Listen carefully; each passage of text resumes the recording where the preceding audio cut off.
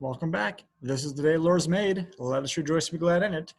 This is the second part of my video series about image formation and magnification. So in the last video, I kind of had a little simulator. I was showing you how the image is formed from the object. Here I'm going to focus on the math behind it, and I also have a little chart here for you to keep track of, well, what kind of image do I expect to find. So first equation here, 1 over f equals 1 over d naught plus 1 over di. So the 1 over f, the f here is the focal point. So what is the focal distance for the lens? D naught is where is the object located. Di is where is the image going to form. So this equation would allow us to solve for where do I expect the image to form based off the focal length of the lens. The next equation is the magnification equation, which is really just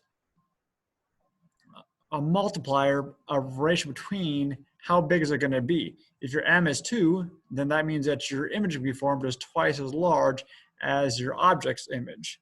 So again, di is how far is image away, d naught is where is the object located. So these would be the two equations you would use to actually solve mathematically where you expect it to find. So here is a little chart again of what I talked about on the last simulator, but just kind of really is a nice organized chart for you. If the object is located really far away, where is the image going to form? It's going to form with the focus, and it's going to be real, inverted, and small. So again, come back up to the equation. You can say, okay, what if we're really far away? So d naught is this huge number. So 1 divided by huge number means what? It's pretty much nothing, which means that the focal point equals where the image forms. So when it's really far away, when d naught is massively large, it's going to form the focal point. If the object's got the center of curvature, and I said, I think on the last simulator, this is also known as 2f, twice the focal point. If you form that, if the object is at 2f, it forms at 2f. So up here, if you are twice the focal point, then these things would be the same number actually. So if your focal point is 10 and your d naught is 20, 1 over 20 plus 1 over what equals 1 over 10, 1 over 20. So if you're twice the focal point, then the distance to the object and the distance to the image become the same. Then your magnification also becomes 0.